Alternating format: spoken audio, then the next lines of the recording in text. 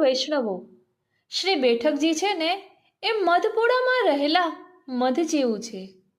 જેમ મધમાખીઓ અનેક વૃક્ષના પત્ર પુષ્પ પર બેસી શાંતિથી રસ લઈ મધપુડો બનાવી તેમાં મધુર રસ સંપાદન કરી તેને અનેક માખીઓ મળીને પાન કરતી કલોલ કરે છે, તેમ ભાવુકો પણ અનંત ભેગા મળી વાલા શ્રી વલ્લભની લીલા રસ વહાલથી લઈ અખંડ કલોલ કરે છે.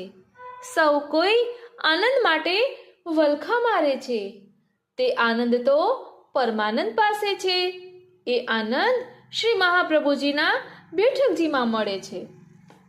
શ્રી બેઠકજીમાં રહેલો આનંદ રસ તેનું પાન કરનાર પ્રપંચ વિસ્મૃતિપૂર્વક શ્રી પ્રભુના રૂપ માધુર્યમાં નિરોધ પામેલા છે અને દૈવી જીવો સહજમાં એ સિદ્ધ કરી શકે છે.